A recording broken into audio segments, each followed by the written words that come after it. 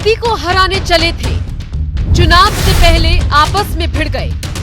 India alliance का हुआ बुरा हाल, पीएम पद को लेकर मचा जबरदस्त घमासान।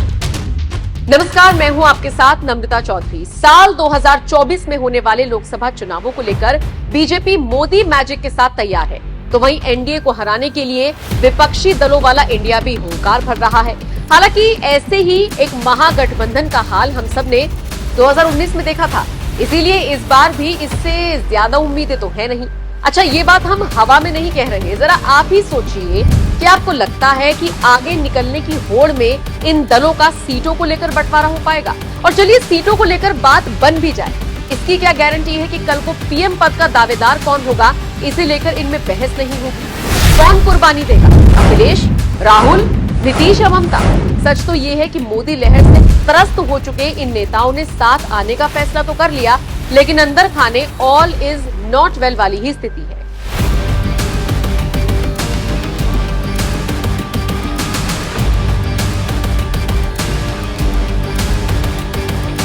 वो कहावत तो आपने सुनी होगी ना, एक अनार 100 बीमार। वही हालात इस विपक्षी दल वाले इंडिया का हो रहा है। सीट बंटवारा तो अब तक हुआ नहीं, पीएम पद को लेकर घमासान शुरू हो गया। राजनीतिक दलों के प्रमुख नेता भले ही खुलकर ना बोल रहे हों, लेकिन सारी कसर इनकी पार्टी के नेता पूरी कर रहे हैं। और सबसे बड़ा मतभेद तो बिहार की दो बड़ी पार्टियों के बीच देखने को मिल रहा है, जिसमें नीतीश वाली जेडीयू और आरजेडी शामिल है। कम कांग्रेस भी नहीं है। लगभग हर मुद्दे पर इन तीनों के विचार और तेवर दोनों बदले हुए हैं, सहमति बनी नहीं रही। अब जिनके छोटे छोटे मुद्दों पर बहस हो रही हो, वो पीएम पद के लिए नहीं लड़ेंगे, देश हित में काम करेंगे। क्या मजाक है। इंडिया में शुरू हुआ घमासान। जेडीयू नेता नीतीश कुमार को जोर शोर से प्रमोट कर रही हैं और उन्हें ही पीएम पद का सबसे प्रबल दावेदार मानकर चल रही है। आरजेडी सुप्रीमो लालू प्रसाद यादव राहुल गांधी की ब्रांडिंग में लगे हुए हैं। लालू यादव ने राहुल गांधी से कुछ दिन पहले कहा था कि राहुल आप दूल्हा बनो, हम सब बाराती बनेंगे। बिहार के उप मुख्यमंत्री तेजस्वी यादव ये तक कह चुके हैं कि पीएम वही बनेगा जिसे सांसद चुनेंगे। विवाद सिर्फ पीएम पद को लेकर ही नहीं, बल्कि हर छोटी बड़ी बात पर सहमति बनने के बजाय बहसबाजी हो रही है। जैसे हाल ही में नीतीश कुमार राष्ट्रपति मुर्मू द्वारा भेजे गए आमंत्रण पत्र पर रात्रि भोज में शामिल होने के लिए गए थे। इस पर भी इंडिया के दूसरे दलों ने आपत्ति दर्ज करा दी और कहा कि आपको तो इसका विरोध करना चाहिए था। फिर नीतीश कुमार ने भी इसका जवाब दिया और कहा कि ये रात्रि भोज राष्ट्रपति की तरफ से आयोजित किया गया था, बीजेपी या मोदी का नहीं था, इसलिए इसमें जाना गठबंधन के खिलाफ नहीं है। हालांकि गठबंधन के प्रमुख साथी कांग्रेस और आरजेडी ने इसका खुलकर विरोध किया। इतना ही नहीं, मल्लिकार्जुन खड़गे को तो बुलाया ही नहीं गया था, जिसकी वजह से कांग्रेस नाराज थी।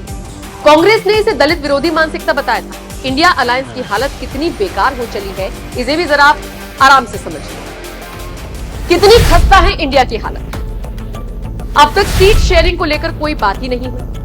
28 दलों के बीच कोई भी कॉमन एजेंडा नहीं है। हर राज्य में अलग अलग दल अलग अलग मुद्दे उठा रहे हैं। इंडिया गठबंधन मौजूदा वक्त में अंतर विरोध से जूझ रहा है। प्रधानमंत्री की उम्मीदवारी को लेकर भी मतभेद चल रही है। छोटे बड़े मुद्दों पर पार्टी के नेताओं का आपस में मतभेद हो रहा है।